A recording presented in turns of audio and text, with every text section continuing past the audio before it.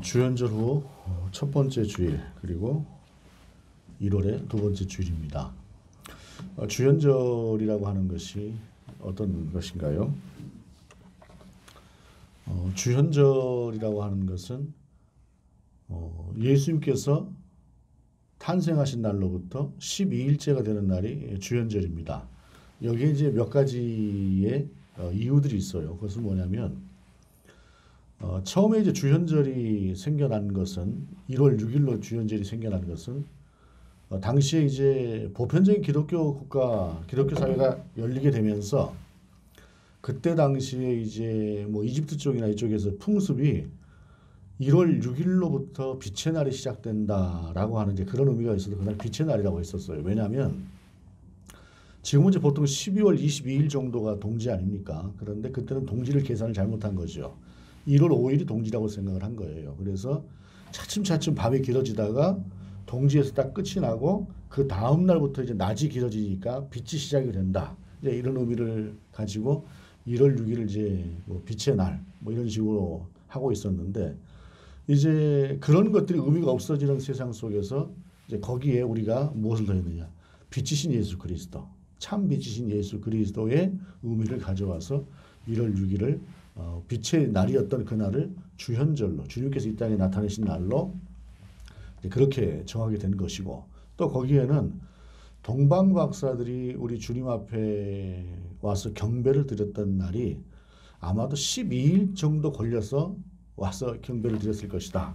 그래서 그렇게 계산을 하면 1월 6일쯤 된다 하는 이제 그런 의미들이에요. 그러니까 이 땅 가운데 주님이 나타나셨고 빛이신 주님께서 우리 가운데 그 모습을 드러내 주셨다. 이런 의미가 그 안에 많이 있죠. 그래서 주연절로 첫 번째 주일을 또 주님 수세 주일로 우리가 지키기도 하는 그러한 날입니다. 왜 그 빛의 날이라고 하는 날을 이방의 날을 그렇게 우리가 태양신의 날이라고 하는 그 날을 굳이 그렇게 했느냐라고 이야기를 할 때에 뭐 딱 들어맞는 것은 아니라고 할지라도 우리가 예를 들어서 지금은 이제 뭐 몇 해째 못 하고 있습니다만은 봄 되고 나면 야외로 나가는 때가 언제 주로 많이 나가느냐면은 석가탄신일에 나갑니다. 석가탄신일에 야외로 주로 나가는데 석가탄신일에 공휴일이라서 우리가 나가는 거지 그날이 석가탄신일이라서 나가는 건 아니잖아요. 그러니까 뭐 딱 이게 적당한 비유가 될지는 모르겠습니다만 어찌되었든 좀 그렇게 가져다 쓴 것이다라는 것입니다. 그리고 사실 따져보면 언어라고 하는 것도 그래요. 로고스라고 하는 예수님을 이야기할 때 말씀, 요한복음에서 얘기한 로고스 그렇게 이야기를 할 때 로고스라고 하는 단어도 예수님으로부터 시작된 건 아니잖아요. 원래 있던 말이에요. 헬라 철학에 있어서 어떤 하나의 지구지선한 어떤 하나의 진리, 그 최고의 어떤 선 이런 것들에 대한 의미를 가지고 온 것이기도 한 것이 바로 그래요. 또한 예수님 당시까지만 해도 예수라고 하는 이름은 우리나라 옛날에 뭐 개똥이 뭐 이런 이름만큼이나 흔했던 이름이에요. 예수라고 하는 이름이. 근데 지금 아무도 예수라고 이름 짓지 않죠. 예수님 때문에 그렇죠. 이런 의미로 그 어떤 의미라고 하는 것이 그러니까 이전까지 뭐 이렇게 써 있는데 뭐 누구가 사용했던 언어인데 라고 하는 건 별로 큰 의미가 없습니다. 중요한 것은 예수님께서 이 땅에 우리 가운데 오시면서 이 세상의 전부가 바뀐 거 아니에요. 우리 인생 전부가 바뀐 것이고 저도 여러분도 예수 그리스도로 인해서 살아가지 않습니까? 모든 삶이라고 하는 것이 그 안에 영향을 받고 그렇게 살아가는 그 주님이 바로 이 땅 가운데 모습을 드러내셨다 해서 주현절이라고 마침 또 1월하고도 맞물려서 우리가 또 주님과 함께 더불어 살아가는 삶이 어떤 것인가 라고 하는 것들을 생각해 볼 수 있는 그런 시기이기도 합니다. 특별히 오늘 본문은 이제 이사야서인데 이사야서를 보게 되면 많은 분들이 이사야서에 있는 말씀들을 굉장히 좋아해요. 우리가 좋아하는 성구들을 보게 되면 이사야서에 있는 말씀이 참 많습니다. 아마 10편만큼이나 많지 않을까 싶기도 한데 물론 이사야서가 66권, 66장까지 되는 뭐 방대한 그런 양이기도 하니까 그렇기도 하겠지만 이사야서에 있는 말씀이 희망적이고 위로의 말씀이 있기 때문에 그래요. 그것은 또한 어떤 것을 의미하느냐 하면은 이 땅에 살아가는 우리가 그만큼 힘든 게 많다라고 하는 것을 보여주는 것이기도 해요. 이게 참 기쁘고 즐겁고 매일 행복하고 하면 좋겠는데 우리가 그렇지 못하잖아요. 물론 범사에 감사하라, 뭐 항상 기뻐하라 이렇게 말씀하시지만 그 말씀대로 우리가 다시 한번 또 우리를 되새기는 것이지 실제로 그렇게 되는 것은 또 그렇게 쉽지가 않아요. 항상 기뻐하라고 한다고 해서 기뻐하고 또 염려하지 말라고 해서 또 염려가 안 되는 것도 아니고 왜냐하면 당장 눈앞에 현실이라고 하는 것이 걱정이 되니까요. 또 힘들기도 하니까. 그러다 보니까 사람들이 희망을 주고 축복의 메시지를 우리 가운데 던져주는 그러한 그 이사야서를 특별히 좋아하는 것인데 근데 중요한 것은 이것이 예를 들어서 공수표처럼 그냥 하나의 덕담처럼 그냥 그렇게만 던져지고 마는 말이라고 한다면 누가 그 말씀을 우리가 외우고 묵상하고 하나님의 말씀으로 우리가 응답받았다고 생각을 하면서 살아가겠어요. 중요한 것은 말씀이 이루어졌다는 것이에요.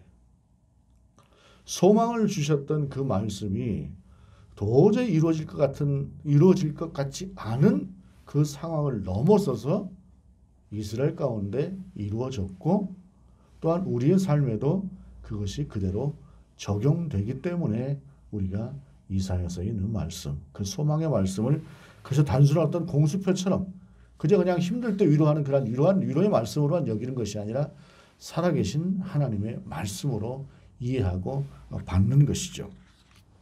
그 말씀이 오늘 첫 번째 말씀이 1절에 일어나라 빛을 발하라 이는 내 빛이 이르렀고 여호와의 영광이 내 위에 임하였음이니라 라고 말씀하고 있습니다. 이스라엘 백성들이 이제 너희가 이제 해방될 것이다. 포로에서 돌아갈 것이다. 라고 하는 그런 하나님의 약속의 말씀을 믿고 기다렸는데 어느 날 정말로 돌아오게 됐어요. 도저히 돌아올 수가 없었지요. 그 바벨론이라고 하는 그 어마어마한 나라가 무너질 것이라고 누가 생각을 했겠어요. 실제로 고증을 통해서 본 바벨론의 경우에는 정말로 고대 세계에 어떻게 이렇게 어마어마한 나라가 있었을까 싶을 만큼 어마어마합니다. 그런데 그 나라가 페르시아에 의해서 망해버리잖아요. 바사에 의해서. 그러고 나서 페르시아의 정책이 그냥 각자 돌아가라 라고 정책을 그렇게 펴니까 우리는 그냥 그 혜택을 받아서 돌아오게 된 거예요. 이스라엘 사람들은. 그래서 하나님께서 드디어 포로된 우리를 돌리셨다. 이젠 우리가 더 이상 포로가 아니다. 자유다. 그렇게 생각을 하고 고향으로 돌아왔습니다. 그런데 고향으로 돌아와 보니 어떤가요? 할아버지가 아버지를 통해서 쭉 전해주셨던 그런 말씀을 들어보니 예루살렘 성이 그렇게 빛나고 아름다웠다는데 그 예루살렘 거리에는 그렇게 기쁨과 감사가 넘쳤다는데 돌아와 보니 70년이라고 하는 세월을 거치면서 성은 무너지고 그 황폐한 그곳을 보았을 때에 사람들이 어떻게 했습니까? 이게 약속이야? 이런 생각을 하지 않았겠습니까? 모든 것을 새롭게 해야 되는 그런 상황 가운데에 하나님의 약속은 분명히 이루어졌는데 내가 기대했던 것과는 전혀 다른 것이에요. 그냥 그것이 그대로 보존돼 있고 우리 할아버지가 살았고 했던 그 집, 우리 증조 할아버지가 살았고 했던 그 좋은 집일 줄 알고 가서 보니 70년의 세월이라고 하는 것이 그 집을 그대로 뒀겠습니까? 아니죠. 우리 할아버지가 농사짓고 우리 증조 할아버지가 농사지었던 문전옥답이라고 하는 것이 그대로 있을 줄 알고 가서 봤더니 그것이 그대로 있겠습니까? 70년인데 없는 거예요. 주저앉을 수밖에 없는 것이죠. 이게 아닌데 이것이 하나님의 약속이 아닌데 라고 앉아있는 그 주저앉아있는 그 사람들을 향해서 우리 주님께서 말씀하시는 것이죠. 일어나라. 여러분 왜 일어나라고 했을까요? 일어나지 않으면 아무것도 안 되니까 그래요. 일어나지 않으면 결코 이루어지지 않기 때문에 중요한 것은 먼저 일어나야 되는 것입니다. 털썩 주저앉아서 아이고 힘들면 사람이 그럴 수 있죠. 그런데 그 상태로 있으면 아무것도 안 되는 것입니다. 그리고 그때 돌아봐야 될 것이 무엇이냐? 하나님께서 어떻게 나를 인도해 오셨는가라고 하는 것을 돌아보는 것이에요. 하나님의 약속이 이루어졌다고 한다면 하나님이 이 잿더미가 되고 이 황폐화된 이곳에서 그냥 이것으로 끝이라고 나를 인도하셨겠어요? 그 다음이 무엇인가라고 하는 것을 또 바라보고 나가는 것이 인생인데 이스라엘이 주저앉아 있던 그 모습을 보면서 하나님께서 일어나라 라고 말씀하시는 것이에요. 그리고 그 다음에 말씀하시는 것이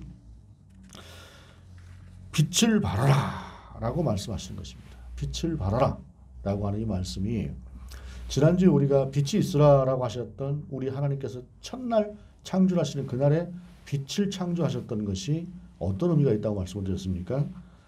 혼돈이 있고 공허가 있고 흑암의 깊음이 있었던 그러한 땅을, 그러한 세상을 하나님께서 빛을 통해서 질서라고 하는 것을 만들어 주셨다라고 말씀을 드렸어요.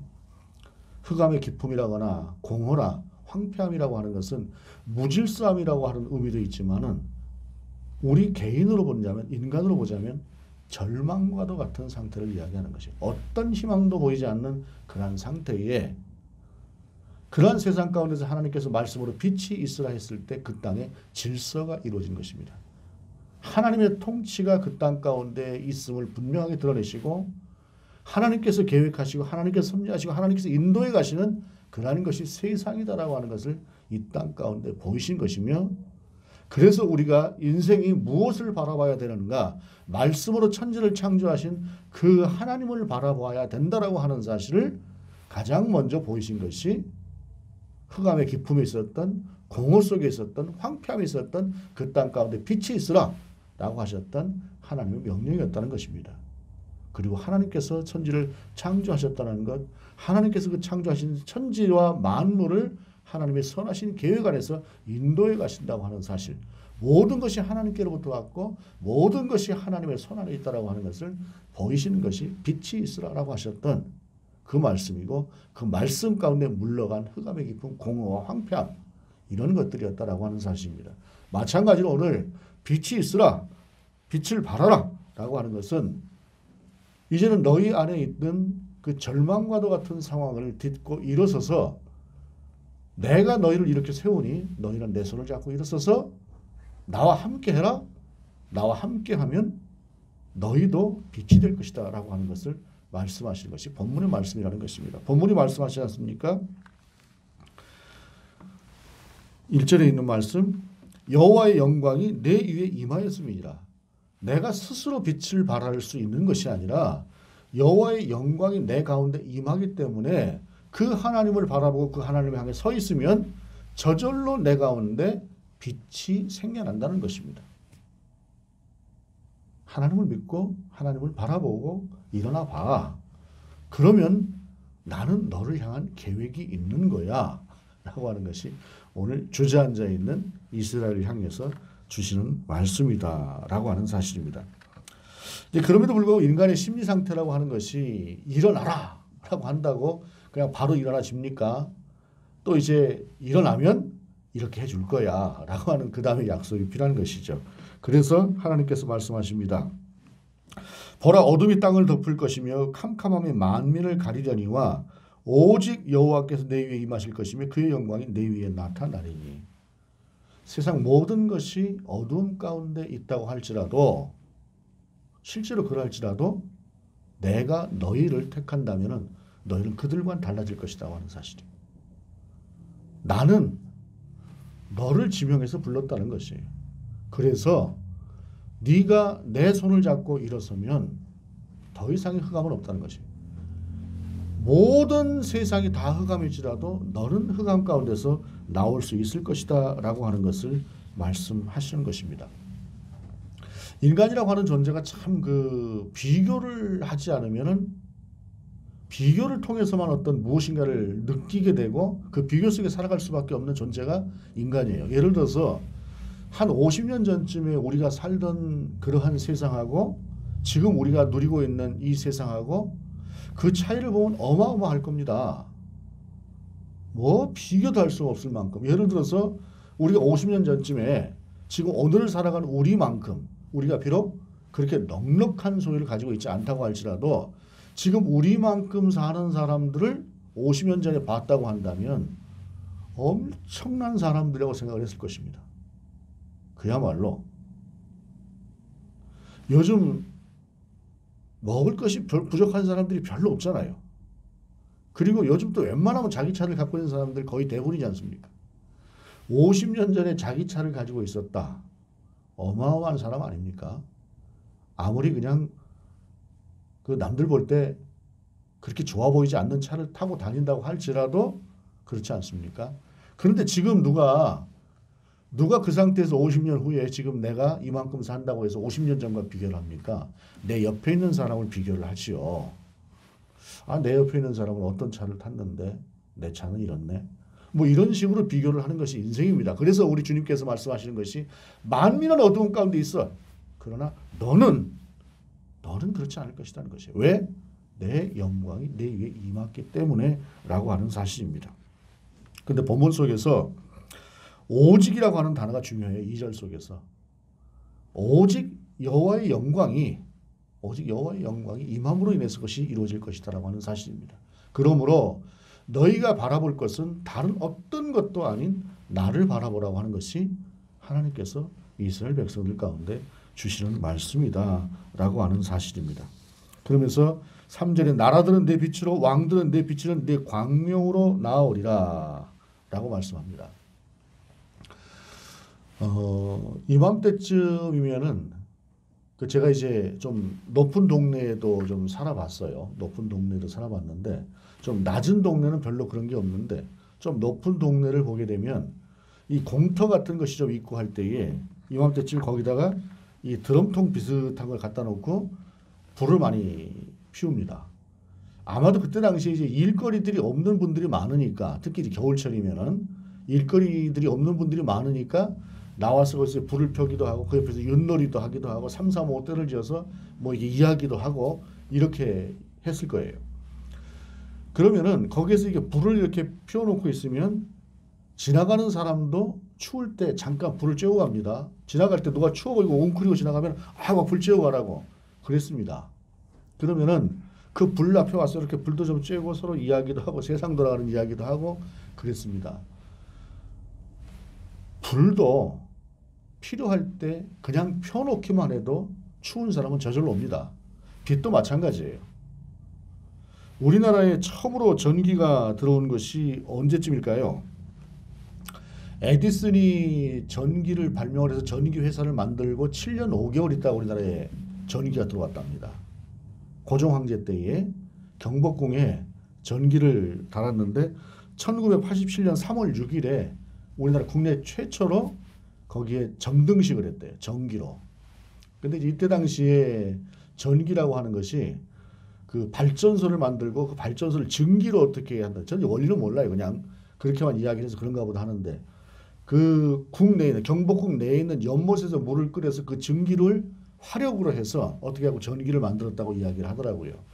그렇게 해서 그때 당시에 전기를 만들었던 생산할 수 있었던 양이라고 하는 것이 16촉 전구를 한 뭐 수백 개 정도 이렇게 달 수 있는 밝힐 수 있는 그런 것이었다 그래요. 16촉 하게 되면 뭐냐면 옛날에 이제 보통 백열전구 이렇게 보신 분들 지금도 백열전구 있긴 있죠. 그게 보통 아마 그 30촉이라고 이야기를 합니다. 그러니까 30와트를 아마 그때 당시 촉으로 이야기를 했던 것 같은데 30와트보다 훨씬 작은 16촉짜리 전구를 한 750개 정도 이렇게 밝힐 수가 있는 양의 발전을 할 수가 있었다고 하는데 그런데 소리가 워낙에 컸대요. 소리가 워낙에 커서 그냥 그 근처에 있는 사람들, 궁녀들은 그냥 밤에 그냥 잠을 못 자기도 하고 그렇게 했다고 합니다. 그런데 사람들이 그래서 그걸 보고 뭐 이렇게 저렇게 물에서 이렇게 뭐 그냥 그 끌어올려서 뭐 만든 거라고 해가지고 물불이다라고 이야기도 하고 전압이라고 하는 것이 일정하지 않고 그냥 뭐 껐다 켜졌다 하니까 뭐 도깨비불이라고도 하고 또 어떤 경우에는 돈만 너무 많이 들어간다 거기에 얼마나 많은 그 장작을 때든 석탄을 때든 뭘 때는 잘 모르겠습니다만 떼야 그 되지 않았겠습니까? 그러니까 그만큼 돈이라고 하는 것이 많이 들어가서 그냥 건달불이다라고도 이야기를 했다고 해요. 그런데 그래도 사람들이 기회만 되고 나면 그 불 한번 보려고 불 켜진 거 한번 보려고 난리가 났대요. 그 뒤로 그러고 나서 그 뒤로 3년이 지나서 1890년 4월 10일에 종로에 전등 3개가 세워졌답니다. 전등 3개가. 사람들이 그 빛을 보러 다 몰려왔다는 거예요. 왜요? 처음 보니까요. 자기들은 어둠 속에서 그 호롱불 하나 켜고 살았던 그러한 사람들이 처음으로 그 불을 보니까 얼마나 신기했겠습니까? 16촉 정도의 전구다라고 하게 되면 지금은 아마 그거 가지고 어두워서 아무것도 할 수가 없다고 얘기할 만큼 작은 것이었을 것입니다. 그러나 그때 당시로 그 3개를 켜놓고 나면 세상이 밝아졌다고 얘기를 할 수 있었을 것이. 빛이라고 하는 것은 그런 의미입니다. 오늘 본문 속에서 말씀하시는 그 빛은 네가 하나님의 손을 잡고 일어서기만 해. 그리고 하나님을 바라보기만 해. 그리고 그 하나님과 함께 동행하기만 해. 그러면 너는 빛이야. 그리고 그 빛나는 빛으로 인해서 세상이 너에게로 몰려올 것이야. 라고 말씀하시는 것이 본문의 말씀이다. 라고 하는 사실입니다. 그러면서 본문이 이렇게 이어서 가요. 4절에 보게 되면 내 눈을 들어 사방을 보라. 무리가 다 모여 내게로 오느니라. 내 아들들은 먼 곳에서 오겠고 내 딸들은 안기어 올 것이라. 회복될 것이라는 것입니다. 잃었던 것들이 회복될 것이다. 네가 바라보고 기다리고 소망했던 것들이 이루어질 것이다. 그러니 너는 일어나서 나를 보라. 내 영광이 너에게 임할 수 있도록. 참 하나님께서 신사적이신 게 강제를 안 하시잖아요. 강제로 안 하세요. 어떤 면에서 보게 되면 강제로라도 하셨으면 하는데 강제로 하나님께 잘 안 하세요. 그런데 간혹 하나님께서 치신다라고 하는 말을 우리가 사용할 만한 그런 상황을 만드시긴 합니다. 그것은 기회를 우리 가운데 주시는 것이죠. 그러면서 나를 바라보라 라고 하는 것을 주님은 말씀하시는 것이에요. 내 눈을 들어 사방을 보라. 그냥 바닥만 보고 있지 말고 내 눈을 들어서 좀 멀리 보라는 것이에요. 멀리 보게 되면 보이는 것이 있을 것이다 라고 하는 사실입니다. 사람의 시각이라고 하는 것이, 시야라고 하는 것이 편협하면은 그거밖에 안 보입니다. 지난주에서 제가 묘소 동처라고 하는 그 2021년을 상징했던 사자성어를 이야기를 했습니다만은 고양이하고 쥐가 뭐 같이 함께 산다. 그 얘기는 곧 고양이 보고 쥐 잡으라고 했더니 곡간을 축내는 쥐를 잡으라고 했더니 고양이도 똑같이 곡간을 축내고 있더라라는 말 아닙니까? 그런데 누가 고양이고 누가 쥐냐라고 하면은 다릅니다. 여러분 내가 보는 고양이 쥐하고 옆에 있는 분이 보는 고양이 쥐가 다릅니다. 왜일까요?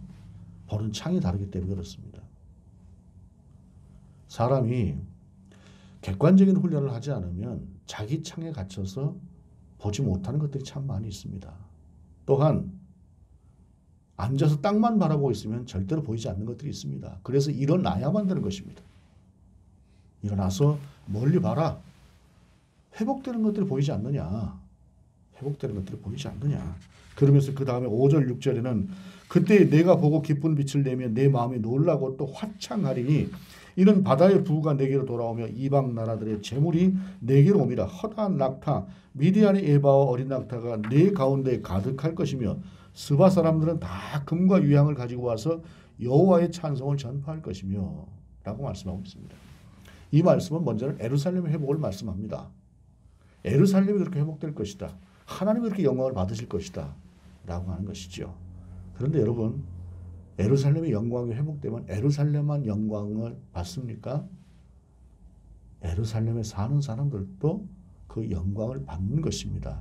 그러기에 이 말씀은 하나님의 이름을 둔 하나님의 성전 예루살렘이 받을 영광이고 교회가 받을 영광이지만 동시에 그리스도인인 우리가 받게 될 영광에 대한 것들도 이 안에는 분명히 포함되어져 있다고 하는 사실입니다. 그래서 하나님께서는 우리를 일어나라라고 말씀하시는 것이죠. 2022년이 시작되고 두 번째 주일이 시작되었습니다. 2022년을 맞이하면서 가장 원하는 한 해의 소망이 무엇입니까? 라고 어느 기관에서 물었다 그래요. 물었더니 이것도 다 기관마다 다를 것입니다. 그런데 첫 번째가 무엇이었을까요? 여러분들은 혹시 이 올해 내가 가장 소망하는 것이 무엇인가 라고 묻는다고 한다면 어떤 것을 이야기하겠습니까? 1위가 건강이었습니다. 그리고 2위가 코로나 종식이었습니다. 3위가 부자가 좀 되었으면 좋겠다라는 그런 것이었습니다. 그 뒤로 제가 기억이 안 납니다. 1, 2, 3등만 제가 기억을 하는데 언젠가 뭐 부자 되세요라고 하는 어떤 그 광고가 있었던 그 무렵쯤부터 사람들이 일본에 거의 대부분 그런 것들을 갖다 놓았던 것 같습니다.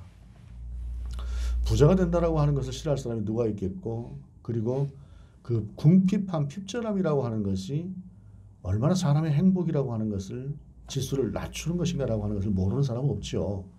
그런데 그것이 일본인 세상은 그리 건강한 세상은 아닐 것 같습니다. 저와 여러분에게도 그럴 것입니다. 팬데믹이 그런 세상을 조금 바꿔놓은 것 같다라는 생각을 합니다. 물론 더 가봐야 알겠지만 하나님께서는 분명히 이유가 없이 팬데믹의 상황을 우리 가운데 주시지 않았을 것입니다. 우리가 그것을 다 깨닫지 못해서 그렇지 하나님께서 목적을 두고 그것을 우리 가운데 주셨을 것이에요. 또한 저와 여러분이 놓여진 상황이라고 하는 것이 각자 다르지요. 근데 그 상황 역시도 하나님께서 선하신 목적을 두고 그 상황을 우리한테 주셨다라고 하는 사실입니다. 그것이 지금 기쁨의 자리고 감사의 자리이든 아니면 그렇지 않은 자리이든 상관없이 하나님은 우리 가운데 목적을 두고 그 상황을 저 여러분 가운데 주셨다라고 하는 사실입니다. 빛이 임했을 때에 혼돈과 공허와 흑암의 기쁨이 사라진 것처럼 여호와의 영광이 임했을 때에 우리가 주저앉아 있었던, 혹시라도 주저앉아 있다고 한다면 그 주저앉아 있었던 상황에서 우리가 일어날 수 있는 이유가 생긴 것이고, 그리고 일어나야만 되는 목표가 생긴 것이고, 그렇게 일어났을 때에 하나님께서 우리를 향해서 준비하시고 예비하신 것들이 우리 가운데 임하게 될 것이다 라고 하는 것을 본문은 우리 가운데 말씀하시는 것입니다. 그래서 오늘 본문을 통해서 하나님 우리 가운데 분명하게 말씀하십니다. 일어나라! 주저앉아 있지 마라. 그리고 넌 나를 바라봐라. 내가 빛을 발할 것이다. 일어나 빛을 발하라. 그 빛이 이미 우리 가운데 와 있다라고 하는 사실, 그 사실을 우리가 다시 한번 깨닫게 되면서, 다시 한번 확인하게 되면서 2022년 힘차게 약속의 말씀을 따라서 우리 가운데 예비하신 하나님의 선하신 계획을 향해서 우리가 영적으로 그리고 육적으로 충만케 되어지는 그러한 한 해가 될 수 있기를 원합니다. 일어납시다. 그리고 빛을 발합시다. 주 예수 그리스도의 이름으로 우리가 그와 같이 함께 살아갈 수 있기를 바랍니다. 기도하시겠습니다. 주님, 우리의 삶의 자리가 어떠하든, 우리의 여건이 어떠하든 하나님, 올 한 해 가운데도 우리를 인도하실 선하실 하나님의 계획을 믿고 다시 한번 힘을 낼 수 있도록 인도하여 주옵시고, 우리를 향하신 그 주님을 향하여 우리도 빛을 발할 수 있는 그러한 삶이 될 수 있도록 인도하여 주옵소서. 주 예수 그리스도의 이름으로 기도드립니다. 아멘.